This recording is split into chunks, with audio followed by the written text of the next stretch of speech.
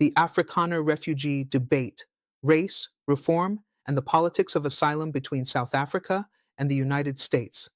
Welcome to the Bold African Voice, BAV, where African stories are told with truth, context, and power. I'm Abdul Karim Kargbo, born and raised in Africa. In today's video, we break down President Cyril Ramaphosa's powerful rejection of claims by white South Africans seeking refugee status in the U.S. under Trump's policy. Are they fleeing danger or running from change? Stay with us as we unpack the politics, the law, the land, and the lies, because when Africa speaks, the world must listen. A controversial migration moment. On the sidelines of the 2025 Africa CEO Forum in Abidjan, South African President Cyril Ramaphosa issued a pointed response to a growing international controversy. The United States, under President Donald Trump, has accepted the first group of white South African refugees, 49 Afrikaners fleeing what they describe as racial persecution in the post-apartheid nation. President Ramaphosa, speaking to CNN's Larry Madowo, strongly refuted the legitimacy of the group's refugee claim, asserting, "Those people do not fit the definition of a refugee. They are leaving ostensibly because they don't want to embrace the changes that are taking place in our country in accordance with our Constitution." This development reopens old wounds in South Africa's racial history and raises fundamental questions about what constitutes persecution, who defines it, and how race, wealth, and global political ideologies intersect in modern migration policy. Context: Trump's refugee executive order and the Afrikaner identity President Donald Trump, in a move echoing his administration's earlier populist tone, signed an executive order in February 2025, allowing Afrikaner refugees to be granted resettlement in the U.S. His order cites government-sponsored race-based discrimination, specifically South Africa's land reform policy, as justification. This narrative plays into long-standing right-wing talking points that white South Africans, especially Afrikaner farmers, are victims of reverse racism and violent land seizures, claims that have been amplified by conservative U.S. media and far-right activists since as early as 2018. Yet these claims lack empirical support. South Africa's land reform, though controversial, has proceeded very slowly. A 2023 report by the Institute for Poverty, Land, and Agrarian Studies, PLAAS, found that fewer than 10% of targeted land parcels have been redistributed, and compensation mechanisms remain embedded in the process. Violent expropriations are rare and not state-sanctioned. Ramaphosa's response: nation-building or denial. Ramaphosa's rebuttal at the CEO Forum leaned heavily on constitutionalism and unity. We were well taught by Nelson Mandela and other iconic leaders how to build a united nation out of the diverse groupings in South Africa. His statement positions the Afrikaner exodus not as a response to persecution, but as a rejection of democratic transformation.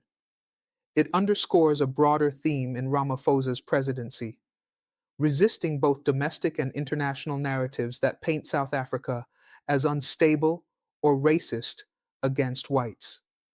Ramaphosa also emphasized that white South Africans remain fully integrated and protected under law and the country's liberal democratic constitution. Yet, his remarks also acknowledged an ongoing struggle for economic transformation, particularly land ownership, still vastly skewed in favor of white South Africans 3 decades after apartheid. Critical analysis: who is a refugee in a post-colonial world? This debate touches the nerve of international refugee law. According to the 1951 Refugee Convention, a refugee must demonstrate a well-founded fear of being persecuted for reasons such as race, religion, nationality, political opinion, or membership in a particular social group.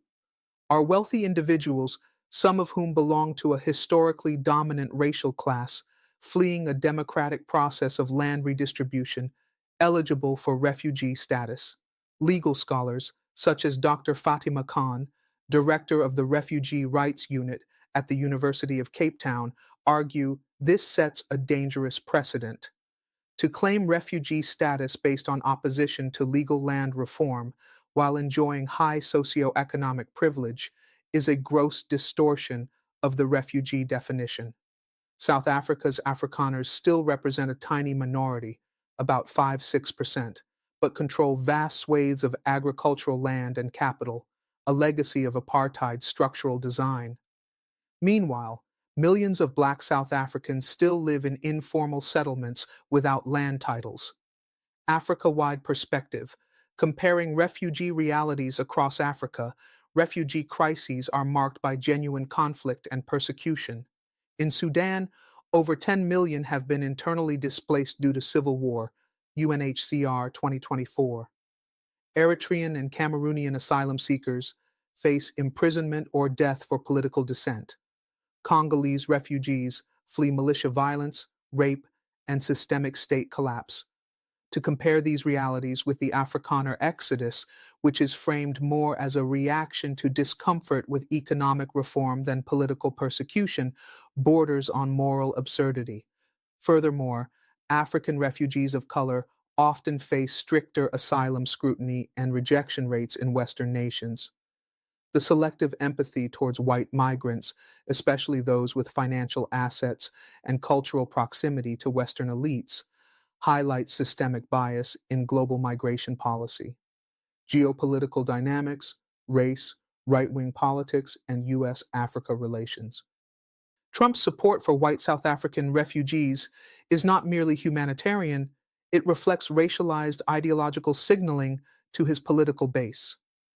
During his first presidency, Trump infamously referred to African countries as shitholes, Washington Post, Jan 2018, and expressed disdain for refugees from non-European nations. By contrast, embracing white South Africans as refugees aligns with white nationalist fears of white genocide and cultural replacement, ideas promoted by groups such as VDARE and American Renaissance. This creates a diplomatic tension for U.S.-Africa relations. Ramaphosa noted, "The American government has got the wrong end of the stick here, but we'll continue talking to them." While he seeks constructive dialogue, the underlying issue is broader. Can Africa trust that the West will engage fairly with post-colonial governance challenges, or will it selectively weaponize narratives of reverse racism to shield former colonial beneficiaries? Forward-looking. Implications for South Africa and beyond. This unfolding controversy offers a window into future political and legal challenges. 1. Domestic polarization in South Africa. The white refugee issue could be used by right-wing Afrikaner groups and political opposition like the Freedom Front Plus, FF Plus, to stoke fears of dispossession and marginalization, potentially disrupting social cohesion. 2. Migration policy distortions. If wealthy elites begin using refugee pathways to evade domestic reforms, international refugee frameworks could be weakened. This risks delegitimizing the plight of genuine asylum seekers globally. 3. Africa-West relations. Under strain. African nations pushing for equity-based reforms, whether in land, education, or economic access, may find themselves wrongly portrayed as unstable or racist, especially when those reforms affect formerly dominant groups. 4. Race and international law. This case forces a reckoning within global refugee law. Does historical privilege exempt someone from being considered vulnerable, even if they claim racial targeting? Land, power, and post-apartheid equity. A deeper examination. To understand the uproar surrounding the Afrikaner refugee designation, one must revisit the core of South Africa's historical land question. At the end of apartheid in 1994, white South Africans, representing just about 9% of the population, controlled over 80% of the land, particularly arable farmland. Nearly 3 decades into democracy, The redistribution process has made limited progress, sparking frustration among the Black majority and drawing criticism from civil society and political groups like the Economic Freedom Fighters, EFF. The expropriation without compensation, EWC, debate, which gained traction around 2018, seeks to amend Section 25 of South Africa's constitution to enable faster land redistribution. Yet, contrary to sensational international media coverage, the South African government has not implemented mass expropriations, nor have white landowners been indiscriminately stripped of property. Instead, procedural land reform programs, often bogged down by bureaucratic inefficiency, have dominated the agenda. The framing of these reforms as racial persecution by some Western outlets, particularly those aligned with conservative or white nationalist narratives, has distorted public perception and undermined South Africa's sovereign efforts to address historical injustices. This distortion fuels political opportunism abroad and injects tension into international refugee frameworks, media narratives, and the role of international perception. The refugee designation for Afrikaners reflects more than just a legal classification. It reveals how media ecosystems shape international policy decisions. In the US, right-wing platforms like Fox News, Breitbart, and Newsmax have frequently amplified claims of white genocide in South Africa, often citing cherry-picked crime statistics or anecdotal accounts from Afrikaner advocacy groups. These narratives, while rarely backed by empirical evidence, play well with populist audiences and have been weaponized by political actors like Donald Trump to galvanize electoral support around themes of white victimhood and civilizational decline. This ideological backdrop explains how an otherwise implausible refugee claim could be politically legitimized, bypassing rigorous humanitarian scrutiny. Meanwhile, African migrants and refugees fleeing conflict zones like Sudan, Somalia, or the Sahel region are frequently met with suspicion, delayed asylum hearings, or outright rejection. This double standard in asylum access exposes systemic racial and geopolitical inequities within the international refugee system. Comparative case study: land reform in Zimbabwe versus South Africa. To provide greater context, it is useful to compare South Africa's land reform model with that of Zimbabwe under Robert Mugabe, where violent land seizures and abrupt expropriation without compensation led to international isolation, hyperinflation, and economic collapse. South Africa has taken a more gradualist, constitutional approach. Despite rising internal political pressure, the ruling African National Congress, ANC, has repeatedly insisted on a legal, orderly, and just process of redistribution.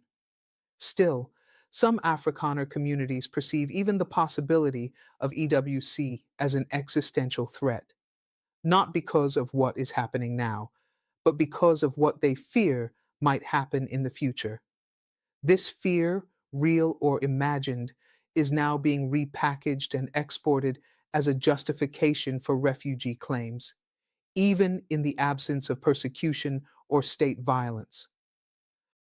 If such claims are upheld internationally, it may inadvertently discourage constitutional reform efforts in African nations by equating any form of post-colonial redress with racial hostility. Global ramifications: what this means for refugee law reform. The United Nations High Commissioner for Refugees, UNHCR, has so far remained silent on this specific case, likely due to its politically charged nature. However, legal experts argue that the situation calls for urgent clarification on the threshold for refugee status, especially when applied to groups historically seen as privileged or dominant. If racial discomfort in a transitioning democracy is accepted as a legitimate basis for asylum, then the integrity of refugee protections for truly vulnerable populations could be compromised. This could also trigger reciprocal backlash from African nations, which may begin to question Western refugee resettlement programs and accuse them of ideological bias or neo-colonial interference. Already, Ramaphosa's administration is reportedly working with the African Union Commission on Legal Affairs to explore continental responses to such developments. A working group may be formed to draft a Pan-African framework that defends the legitimacy of democratic transformation against foreign mischaracterization. Voices from the ground, divergent perspectives within South Africa. While the South African government has taken a firm position, voices within the country are not monolithic. Afrikaner groups. Some Afrikaner organizations, such as AfriForum, claim that farm attacks and anti-white rhetoric by fringe political groups have created a climate of fear. They argue that their culture, language, and economic status are under siege. However, these claims are hotly contested and often lack support from neutral crime data analysts or international monitors. Black South Africans. For many Black South Africans, the refugee claims are seen as an insult, a refusal to acknowledge historical injustices, and a deliberate attempt to obstruct nation-building efforts.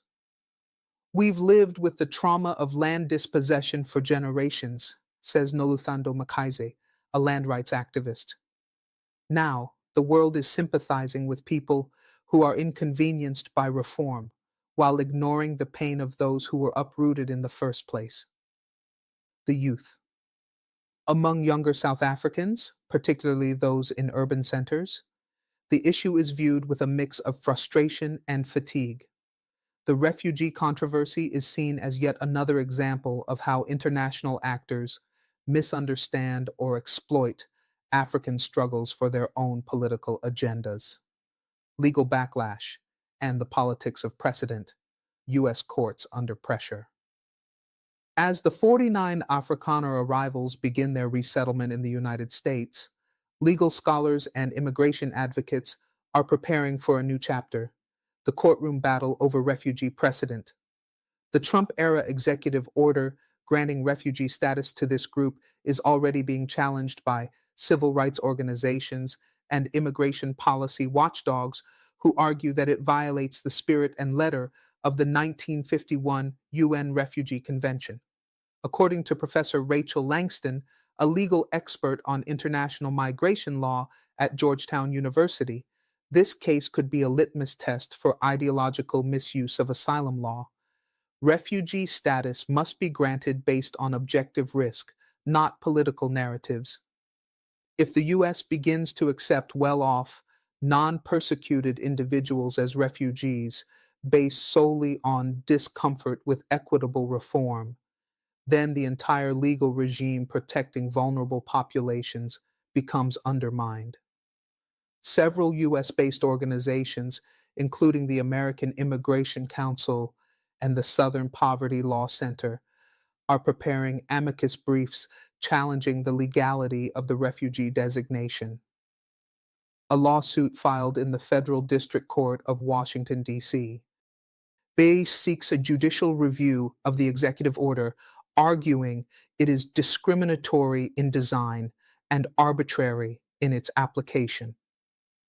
These legal developments raise deeper questions about selectivity and racial bias in refugee adjudication, particularly when compared with the experiences of Black and Brown asylum seekers who face long delays, heightened scrutiny, or deportation despite facing verifiable threats.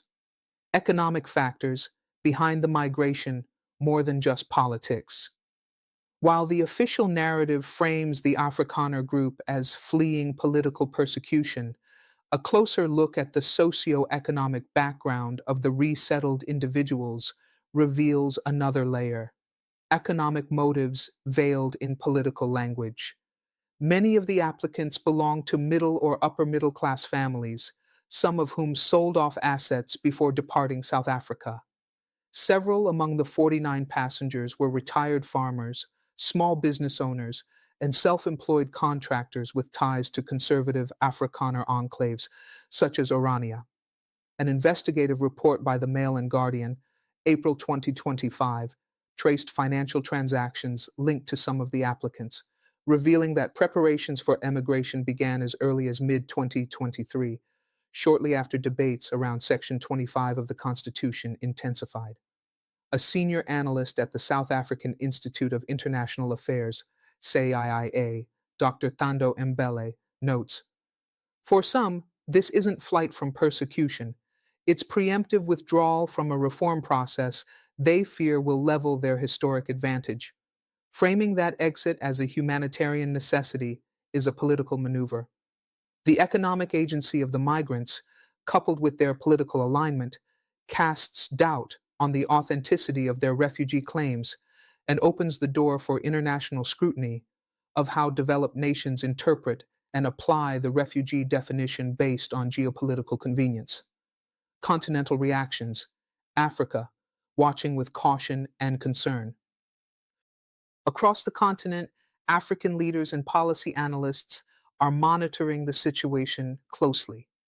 The decision by the United States to grant refugee status to wealthy white South Africans while denying asylum to thousands fleeing conflict in the Sahel, the Horn of Africa, or the Great Lakes region is being seen as a glaring contradiction. In Nigeria, opposition MPs have criticized the United States for what they describe as ideological asylum rather than genuine humanitarian protection. In Kenya, civil society groups such as the Pan-African Refugee Justice Coalition, PARJC, have launched an advocacy campaign demanding equal treatment for African refugees of all backgrounds. A joint editorial by East African newspapers, The Daily Nation, Kenya, The East African, and The Observer, Uganda, questioned whether this move could set a dangerous precedent for other minority groups in post-colonial societies to claim persecution when equity reforms are introduced. The African Union Commission, through its Department of Political Affairs, Peace and Security, has hinted at the need for a continental policy response. In a leaked draft communique seen by BAV, AU member states are considering tabling a motion at the next AU summit condemning the misuse of refugee designations for geostrategic or racial purposes. Historical echoes, revisiting colonial displacement and white flight. The current controversy cannot be separated from the historical phenomenon of white flight from former colonies. In the 1950s and 60s, white settlers in Kenya, Algeria, Rhodesia, and Mozambique emigrated en masse following independence, often citing fears of retribution or insecurity, despite many transitions being largely peaceful. In some cases, such as the Pieds Noirs in Algeria or the Portuguese settlers in Angola, these migrations were traumatic and chaotic. In other cases, white settlers voluntarily left, unwilling to participate in newly independent Black majority societies. What makes the South African case unique, however, is that the constitutional framework has preserved the rights and privileges of all racial groups. No legal persecution has been documented. As such, this migration does not mirror historical expulsions, but rather a resistance to economic and symbolic redistribution of power.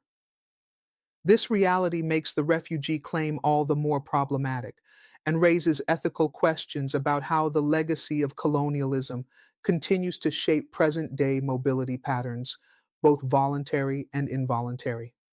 Elon Musk, Afrikaner identity, and the globalization of South African narratives, one of the unexpected but symbolically powerful figures orbiting this controversy is Elon Musk, the South African-born billionaire and CEO of SpaceX and Tesla. During the African CEO Forum panel, when asked by Larry Madowo whether Musk would be included in Ramaphosa's upcoming meeting with the Trump administration, the president responded vaguely, "Well, I don't know. They will determine whether Elon Musk is part of it or not. I will go with my own South African delegation." While the comment appeared dismissive, Its subtext underscores the larger cultural debate unfolding within and beyond South Africa's borders. What does it mean to be South African in a post apartheid context? And how is that identity constructed, claimed, and commodified on the global stage? Musk, who left South Africa at 17, has occasionally commented on South African issues, sometimes endorsing white victimhood narratives, particularly in relation to crime and property rights. In early 2023, Musk retweeted a controversial post accusing the South African government of being hostile to white farmers, a claim widely debunked by fact checkers, including Africa Check and the Institute for Security Studies, ISS. This kind of amplification by high profile figures contributes to the globalization of skewed South African narratives, lending them credibility in circles unfamiliar with the country's complex socio political history. It also reinforces a diaspora identity that often detaches from the current realities on the ground, allowing elites abroad to romanticize or manipulate their homeland's struggles while remaining immune to its consequences. A recent study by the Wits Institute for Social and Economic Research, WISER, highlights how Afrikaner identity in exile tends to mythologize victimhood, often presenting post-apartheid reforms as anti-white revenge rather than constitutionally mandated justice. The refugee claims, therefore, may reflect not only political strategy, but also cultural nostalgia for a past that no longer holds legal or moral legitimacy. Refugees versus economic migrants, the blurred line. The growing challenge in global asylum systems is distinguishing genuine refugees from those who are economic migrants, ideological dissenters, or privileged leavers seeking more favorable systems abroad. The 49 white South Africans now in the United States represent a broader global trend where wealthy elites, uncomfortable with redistribution or regulation, frame themselves as persecuted. Host countries, particularly those with nationalist governments, use these narratives to score ideological points. Legal systems, under political pressure, begin to erode the principles underpinning refugee protections. In 2024, Germany's Federal Office for Migration and Refugees, BAMF, rejected a similar claim by a group of white Namibian settlers seeking asylum on grounds of racial discrimination in Windhoek's land redistribution policy. The court ruled economic policy reforms that seek to rectify colonial imbalances when enacted through constitutional means do not constitute persecution under international law. Yet the U.S. case, particularly under a Trump-led administration, may deviate from such precedent given its politicization of race and immigration. This dissonance risks encouraging a two-tier refugee system where race, wealth, and ideology determine credibility rather than actual vulnerability or threat. Impacts on South Africa's internal politics. President Ramaphosa's firm stance may strengthen his image internationally as a defender of constitutional order and democratic transformation, but domestically, the situation is more nuanced. Political risks. Right-wing opposition parties, including the Freedom Front Plus, FF Plus, are exploiting the situation to fuel claims of white persecution, using social media and fringe media to galvanize their base. Centrist critics argue that Ramaphosa's government has failed to implement effective land reform, thereby allowing such false narratives to flourish. Left-leaning voices, such as the Economic Freedom Fighters, EFF, accuse Ramaphosa of being too cautious, even apologetic to whiteness, and not confronting international actors aggressively enough. This internal triangulation puts pressure on Ramaphosa to balance diplomacy with firm national messaging, a difficult task in a highly polarized environment. Any perceived capitulation or misstep could jeopardize support ahead of the 2026 national elections, particularly among landless rural voters and unemployed youth. Continental solidarity or silence. Africa's response in waiting. Thus far, no African head of state has issued a formal statement on the Afrikaner refugee designation. But behind closed doors, according to sources within the African Union's Political Affairs Secretariat, the matter is gaining traction. The AU Peace and Security Council is reportedly reviewing a draft resolution that reaffirms member states' right to pursue equity-based constitutional reforms, urges Western nations to avoid political interference in domestic transitional justice processes, requests the UNHCR and IOM to revisit standards of refugee determination where economic dominance and political resistance intersect. Should this draft pass at the upcoming AU summit in Addis Ababa, it could mark a significant turning point, an assertion of African sovereignty in the face of what many now see as neo-colonial framing of justice and migration. In contrast, silence or inaction by the AU could be interpreted as complicity, or worse, a vacuum of moral leadership at a time when the continent is being challenged to define itself in an increasingly multipolar world. Land reform, global investment, and the fragile narrative of instability. One of the central claims made by proponents of the Afrikaner refugee status, echoed by elements in the U.S. administration, is that South Africa's land reform efforts are a sign of impending state failure or racial instability. This framing not only undermines South Africa's democratic processes, but threatens its sovereign economic planning, particularly in the agriculture and investment sectors. However, contrary to the fear-mongering, data from the World Bank's 2024 South Africa Economic Update indicates that land reform, when transparently and constitutionally implemented, does not inherently deter foreign investment.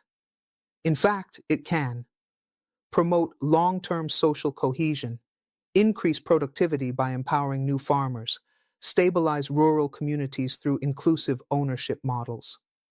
President Ramaphosa's Land Redistribution Advisory Panel, formed in 2023, reported that land acquisition through the willing buyer, willing seller approach had slowed progress, but newer public-private partnerships had increased land access by nearly 12% for historically disadvantaged Black South Africans between 2022 and 2024.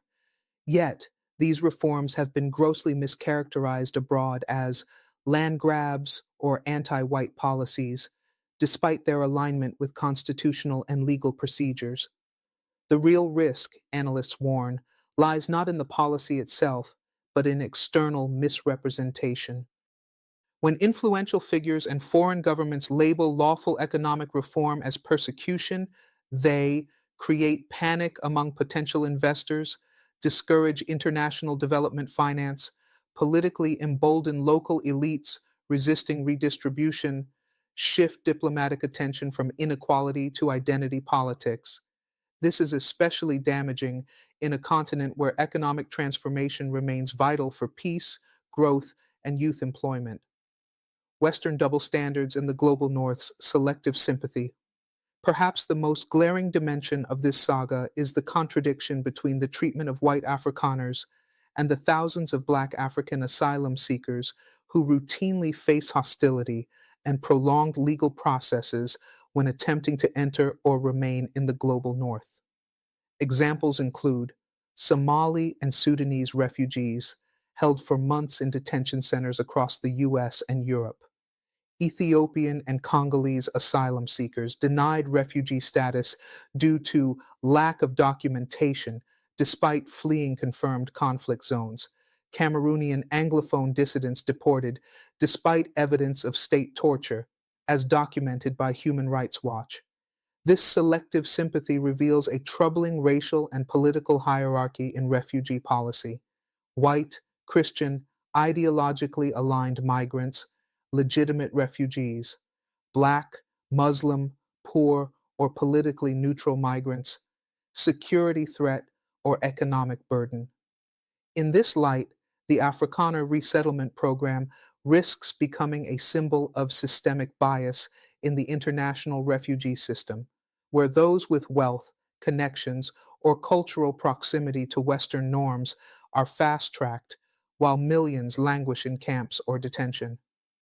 A 2025 policy brief by the Oxford Refugee Studies Center warns that such preferential treatment can lead to erosion of public support for refugee protections, increased politicization of asylum decisions, reduced credibility of international humanitarian institutions.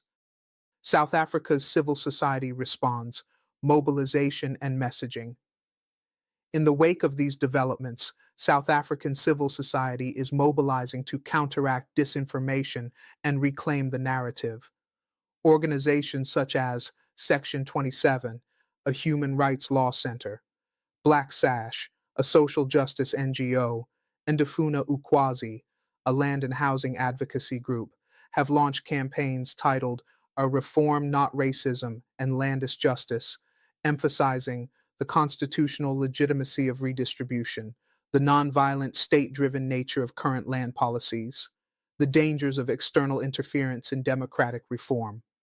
In tandem, South African youth influencers, artists, and journalists are leveraging platforms like TikTok, YouTube, and Instagram to unpack the issue in digestible and compelling formats. One widely shared video by content creator Sila Mahubu broke down the refugee controversy with humor and hard facts, garnering over 2 million views within 48 hours. These digital responses mark a generational shift in how South Africans engage with issues of land, race, and justice, balancing critique with creativity and diplomacy with data. Lobbying, ideology, and the U.S. conservative machine behind the Afrikaner asylum policy. At the heart of the Afrikaner refugee controversy is a complex web of ideological lobbying within the United States, quietly orchestrated by a coalition of conservative think tanks, evangelical interest groups, white nationalist sympathizers, and South African diaspora networks. A BAV investigation has traced the push for the refugee designation to several influential US-based organizations, including the Heritage Foundation, which has long criticized South Africa's land policies as Marxist redistribution, the American Center for Law and Justice, ACLJ, a Christian legal advocacy group that has publicly advocated for the rights of Christian minorities in South Africa, portraying Afrikaners as under siege. The Federation for American Immigration Reform, FAIR, and other anti-immigration lobbyists who paradoxically support this resettlement because it aligns with their ethno-nationalist vision of preserving Western cultural values. According to leaked strategy documents obtained by the Southern Poverty Law Center, SPLC, these groups coordinated an aggressive media campaign starting in late 2023, aiming to reframe Afrikaners as religious refugees facing persecution for being Christian and white, leverage Trump's 2024 campaign to promise priority refugee status for oppressed white South Africans, mobilize far-right influencers to seed this narrative across social media ecosystems. By early 2025, this disinformation campaign had evolved into an official policy, one that sidestepped traditional refugee vetting standards, triggered diplomatic unease, and attracted fierce backlash from human rights defenders. This development underscores a broader trend in U.S. politics where refugee policy is being instrumentalized for culture war purposes, undermining the very humanitarian principles it was built upon. Domestic implications in the U.S. A tale of two refugees. As the U.S. prepares for its 2026 midterm elections, the Afrikaner refugee program is already being used as campaign fodder by conservative candidates seeking to tap into white grievance politics. In battleground states like Florida, Texas, and Georgia, Republican ads have praised Trump's refugee order as a bold defense of Western civilization, while accusing the Biden administration of flooding the country with dangerous migrants from Central America and Africa. This juxtaposition, welcoming white South Africans while rejecting Haitian or Somali migrants, is not only racially coded, but deeply political. US based immigration advocates like Erica Ruiz, director of Migration Equity Now, argue this is a moral failure of the highest order. We have black and brown asylum seekers being caged or deported, while white elites from one of the wealthiest groups in Africa are flown in as victims. It's not refugee protection, it's racial preference dressed up as humanitarianism. The politicization of refugee identity in this way could erode bipartisan support for resettlement programs altogether, setting a dangerous precedent where asylum is no longer about safety, but about ethnic and ideological alignment with the host country. Cultural exportation of Afrikaner victimhood. The rise of Afrikaner emigration narratives, repackaged as stories of victimhood, has also sparked a wave of cultural and ideological exportation. In the US, Canada, Australia, and parts of Europe, newly arrived South Africans are often celebrated by right wing communities as proof that white Christians are now the persecuted minority globally. Podcasts, online documentaries, and even Christian homeschooling curricula are beginning to incorporate testimonies from Afrikaner families about fleeing racial persecution in South Africa. These narratives are increasingly tied to broader white replacement theories, often promoted by white nationalist platforms like the Daily Stormer, VDare, and Rebel Media. Some of the 49 resettled individuals have already begun public speaking tours across the US South, appearing in churches and conservative conferences to share their escape from Marxist tyranny.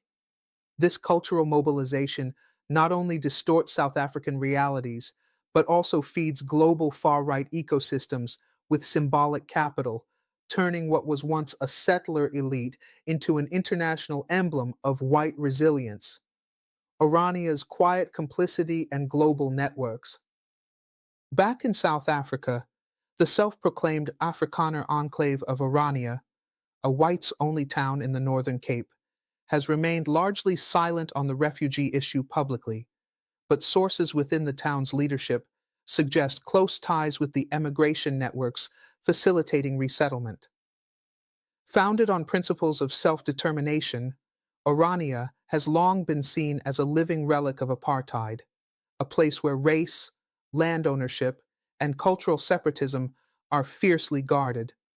While the town's leaders claim to support constitutionalism, many of its residents have endorsed or funded organizations that promote Afrikaner emigration and challenge South Africa's transformation agenda. International support for Orania has also grown. In 2024, the Texas based Christian Coalition for Cultural Sovereignty donated $1.2 million to support Afrikaner autonomy, while a Canadian YouTube channel with over 500,000 followers launched a campaign called Safe Havens for the Western World, using Orania as its poster child. These alliances reveal the extent to which white South African separatist ideology has transnationalized, finding new allies across the global north and contributing to the myth that post apartheid South Africa is inherently hostile to whites. The real story: land, legacy, and the struggle for justice. At the core of this controversy lies a centuries long story that cannot be erased by flights, executive orders, or refugee designations. South Africa's attempt to correct land dispossession through measured constitutional means has become entangled in a web of global racial politics, ideological manipulation, and digital propaganda. The Afrikaner refugee narrative is not merely a case of asylum gone wrong. It is a case study in how historical privilege can be reframed as contemporary persecution, especially when international actors lack contextual understanding or act in bad faith. Throughout this investigation, the bold African voice has revealed how wealthy elites can manipulate refugee frameworks to escape redistributive justice. Right-wing Western ideologues use African transitions as ammunition in their cultural wars, African struggles for equity are too often interpreted abroad as instability rather than liberation. The implications are profound. If narratives of Afrikaner persecution are accepted without critical scrutiny, then every effort by a post colonial state to redress structural inequality risks being labeled racist, undemocratic, or even genocidal, a label that undermines African sovereignty and protects colonial legacies. Advice to African leaders: safeguarding justice, sovereignty, and narrative. This moment demands urgent and strategic action from African leaders, regional institutions, and intellectual communities. The following steps are not merely reactive, they are essential for asserting control over Africa's transformation agenda. 1. Develop a Pan African narrative. Infrastructure. African governments and civil society must invest in storytelling. This includes supporting platforms that educate global and local audiences on post colonial justice, land rights, and historical truth. The battle for Africa's soul is as much about who controls the story as it is about who controls the land. 2. Challenge misuse of refugee systems through legal channels. The African Union and member states must engage with the UNHCR and international courts to raise concerns about the politicization of refugee systems. Where necessary, file diplomatic complaints or call for inquiries into ideological asylum grants that contradict established legal norms. 3. Strengthen constitutional land reforms with transparency and pace slow, and poorly communicated reforms give fuel to detractors. Land justice must be fast tracked, but done within a clearly articulated legal and ethical framework, with real community participation, anti corruption safeguards, and data transparency. 4. Speak with one continental voice. Whether it's Ramaphosa, Akufo-Addo, Kagame, or Ruto, the message must be consistent. Africa will not be bullied out of justice. The AU must pass a formal declaration rejecting the racial framing of African equity efforts and asserting the continent's right to transform in line with its own constitutional frameworks. 5. Support African youth and media to lead the dialogue. Invest in independent youth-driven media, including digital creators, journalists, scholars, and artists who are reclaiming African stories with nuance, depth, and urgency. The continent's future depends on their ability to shape global perception from the inside out.